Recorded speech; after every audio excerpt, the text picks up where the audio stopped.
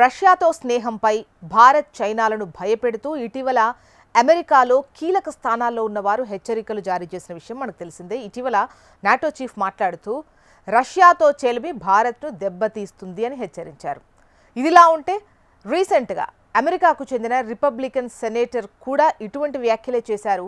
Ukraine Russia యుద్ధం నేపథ్యంలో Russia చమురు కొనుగోలు ఆపకపోతే అమెరికా అధ్యక్షుడు డొనాల్డ్ ట్రంప్ భారత్తో పాటు చైనాతో సహా అధిక సుంకాలను విధిస్తారని సెనేటర్ లిండ్సే గ్రాహం హెచ్చరించారు.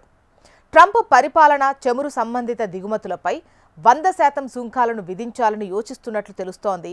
భారతదేశం చైనాతో సహా రష్యాతో వాణిజ్యం కొనసాగిస్తున్న దేశాల వస్తువులపై 500% సుంకాలు విధించాలని కోరుతూ గ్రాహం గతంలో ఒక బిల్లును కూడా ప్రతిపాదించారు. ఈ యుద్ధం కొనసాగేలా మీరు రష్యా నుంచి చౌకగా చమురు కొనుగోలు చేస్తే భారత్, చైనా, బ్రెజిల్లను కూల్చేస్తాం, మీ ఆర్థిక వ్యవస్థలను అణిచివేస్తాం అని హెచ్చరిస్తున్నారు. రష్యా ముడి చమురు ఎగుమతుల్లో ఈ 3 దేశాలు 80% వాటా కలిగున్నాయని, పుతిన్ యుద్ధాన్ని కొనసాగించేందుకు సహకరిస్తున్నాయి అంటున్నారు. భారత్, చైనా, బ్రెజిల్ చేస్తోంది రక్తపాతం, ఎవరైనా అతన్ని ఆపేలా చేసే వరకు పుతిన్ ఆగడు అంటున్నారు. తమకు చెందని దేశాలను ఆక్రమించడం ద్వారా పుతిన్ మాజీ సోవియట్ యూనియన్ను తిరిగి సృష్టించడానికి ప్రయత్నిస్తున్నాడని గ్రాహం ఆరోపించారు.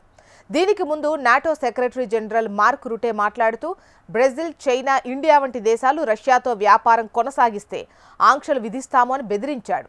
దీనికి ప్రతిగా భారత్ తీవ్రంగా స్పందించింది. ప్రజల ఇంధన అవసరాలు తీర్చడం మా బాధ్యత అని స్పష్టం చేసింది.